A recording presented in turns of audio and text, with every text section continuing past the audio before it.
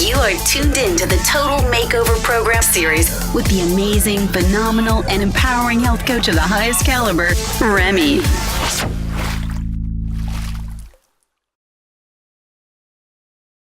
Hello everyone, my name is Remy Owadukun. I am a certified health coach and weight loss expert, also the founder of the Total Makeover Program Academy.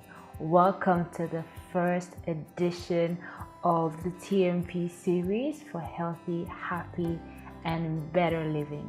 Today, I'm going to be talking about a subject that I find very, if not the most important subject when it comes to your weight loss journey.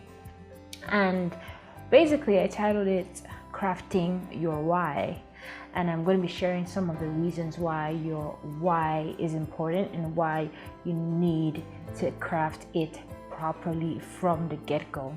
The things that I'm going to be sharing with you today are things that I wish that somebody had told me about. I wish somebody had brought it to my attention. I only came about this information months and months after I had lost weight and crashed. And I'm sharing this video today because I'm trying to help you avoid the pitfalls that I had to fall into, the pitfalls that I experienced, and hopefully it helps you make better choices moving forward. When I wanted to lose weight, it was never really about me. I knew that I was overweight. I knew that it was beginning to affect my health negatively, but I never really did anything about it. The reason why I decided to lose weight so vigorously was because somebody practically embarrassed me and said that it was, impossible for me to lose weight. Well, not the term impossible, but the person implied that it was impossible, that it was not possible or impossible for me to lose weight and ever be slim. And I know that I woke up every day, no matter how I felt, no matter what was happening around me, and I worked out.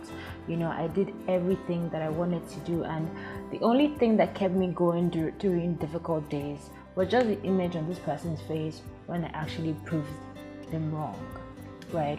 So I was driven by the desire to prove a point, right? And I remember after I had lost weight and I met up with this person, and I was excited, the person was also excited, and I went back home and I was feeling depressed. I felt like all of the effort and all of the pain and all the sacrifice that I made was for nothing. So now I've impressed the person, so what? I woke up the next morning, I wasn't particularly excited about getting out of bed. I wasn't excited about working out. I had nothing to look forward to.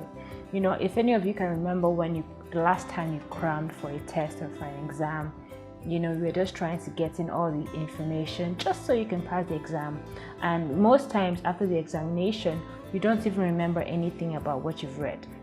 You can actually go into a debate after your test and not remember anything, because what happens is just pure science. Every time that you set a goal, every time that you set an intention, you're telling your brain that all that matters is that goal, and once that goal is met, all the efforts you're putting in doesn't really matter. So just same thing for exams. You're studying for your exam and you're like, the exam is on the 11th. All I need to do right now is focus and just read and assimilate all that I can. After the 11th, all of this information is irrelevant, right? And that is how you have been able to trick your mind into working towards something.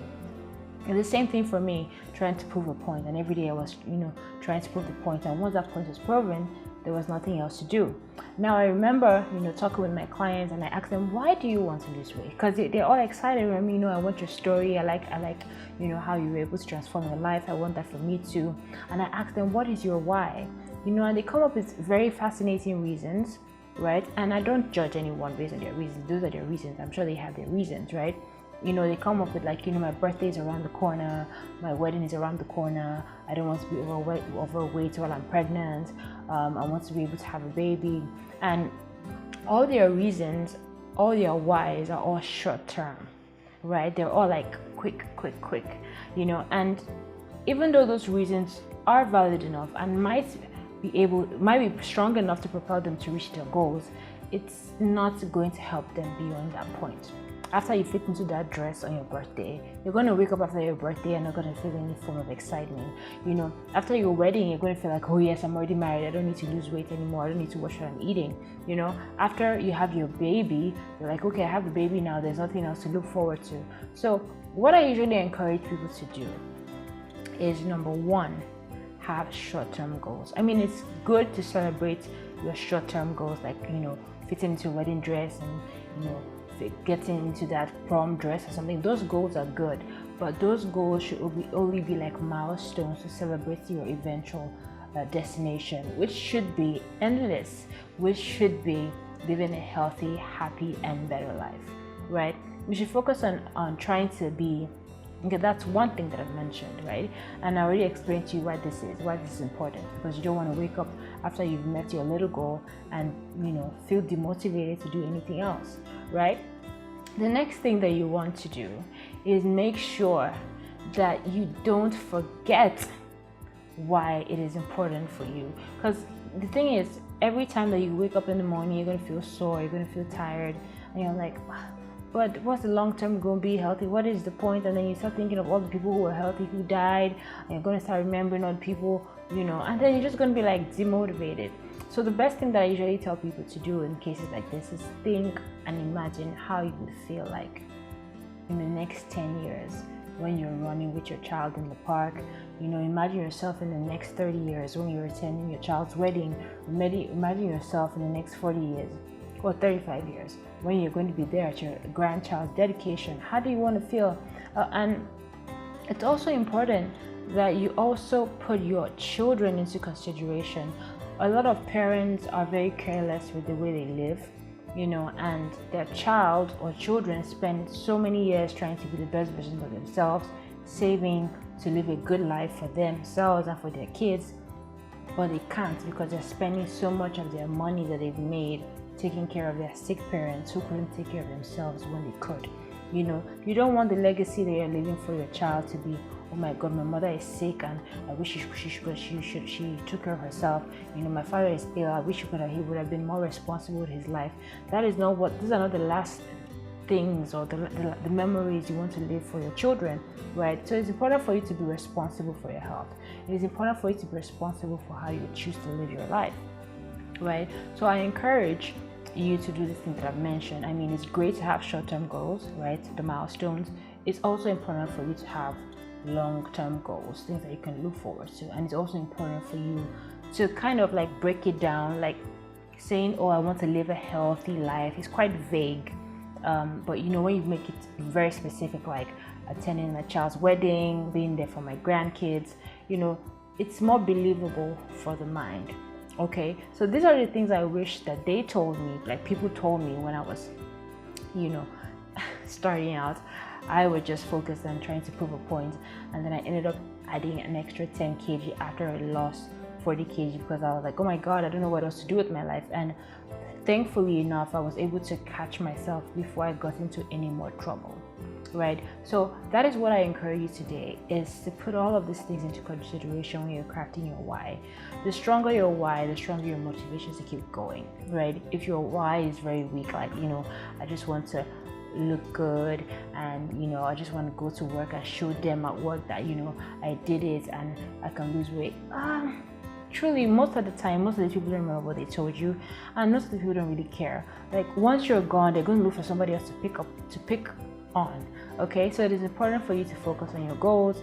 The short-term goals are great, but the long-term goals are even better. So I hope that this video has helped you, and I hope that this video has kind of put things into perspective for you and encouraged you to look into your why. Like if your why has been short-term all this while, don't feel bad about it. At least now you know. At least now you know what to look for and what to plan towards, right? So be encouraged, be excited, think about the future. There's so many things to be happy and excited about. Thank you so much for joining us in the first episode. Let me know what you thought. Send me an email Okay, my email is info@totalmakeoverprogram.com. If there's anything else that you would like for me to talk about that you think might be interesting, also let me know. Your suggestions are welcome. Thank you, and until next time, stay healthy.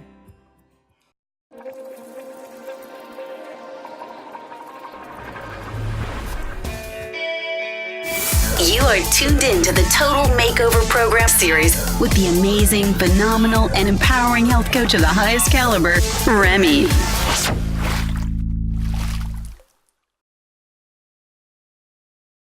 Slick City Empire.